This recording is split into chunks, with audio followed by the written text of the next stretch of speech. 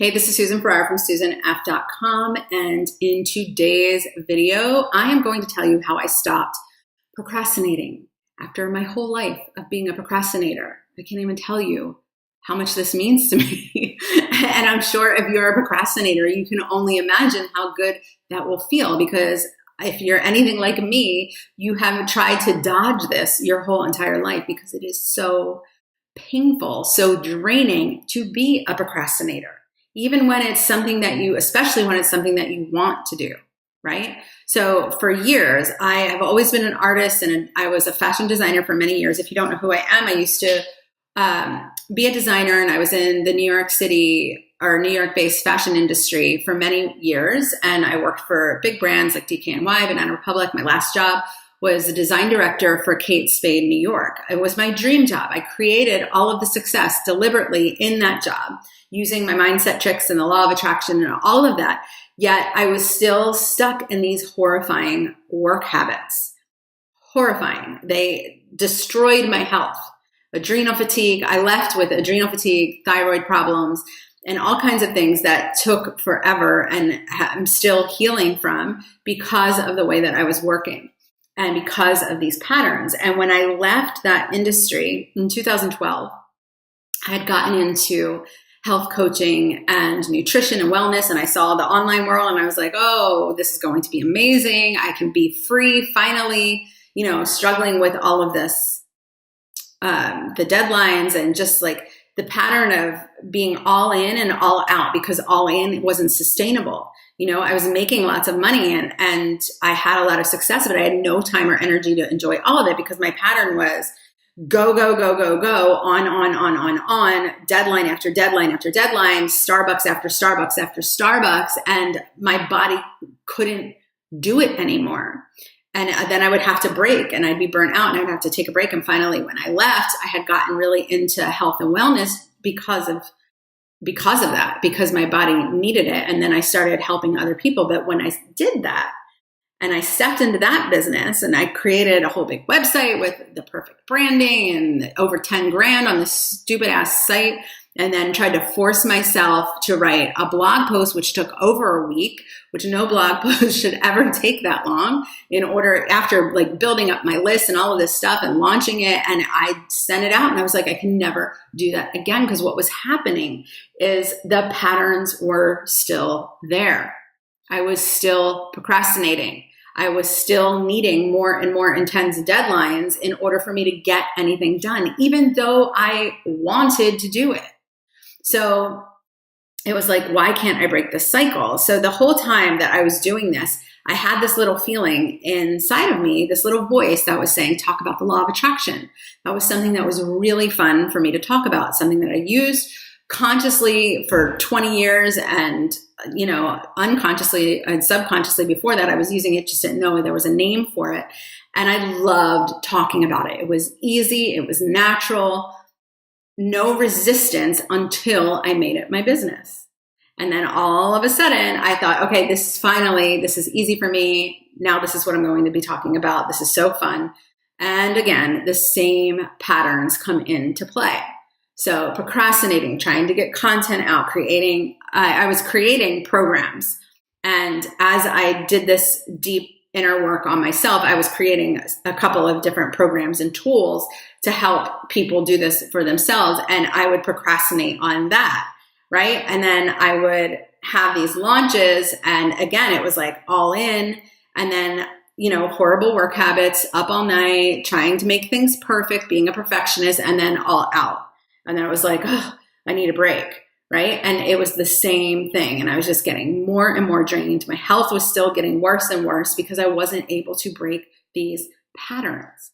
So finally, as I continued that work on myself and started going deeper into why I was procrastinating, because, and you can probably relate to this, like how many times have you accepted that you're a procrastinator? Just like I would throw my hands up in the air and be like, you know what? I'm just a procrastinator. That's who I am. So let me find a way to live with it.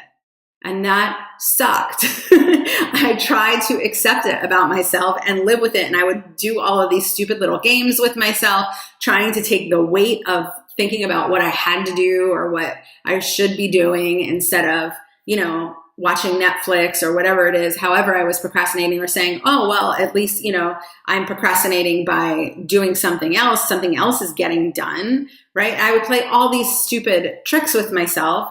I still felt the same way. It still felt like shit. I was still procrastinating. And I just didn't want to live that way. So I kept digging and digging and digging. And what I learned was that in order to stop procrastinating, so a couple of different things here. I realized in order to stop procrastinating, most of what I was telling myself that I should do or had to do didn't really need to be done. Okay, so these are all the rules that we see, especially in the online world. Oh, you need to do this. You need to have this in your branding. You need to have, the perfect Facebook ad, whatever. All of these should do's and had to do's, I needed to let go of.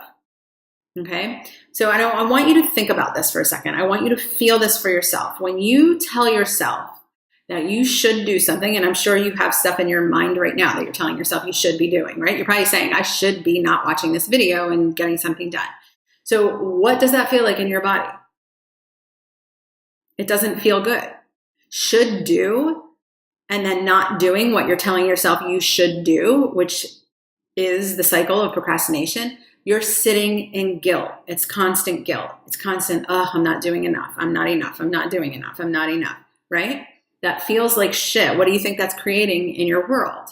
That is not going to create behavior that makes you want that to be who you really came here to be, right? Now, there is something worse than a should do, and that is a have to.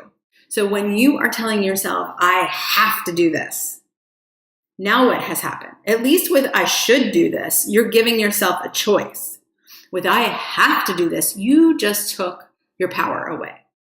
And when we feel our power has been taken away, we rebel.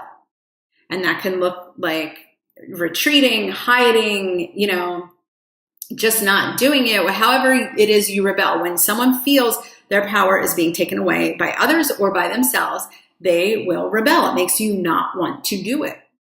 So you're telling yourself, I have to do this, I have to do this, I have to get it done, I have to get it done. And subconsciously, you're like, I'm not listening. You're not the boss of me. I'm not doing that. You've taken away all choice.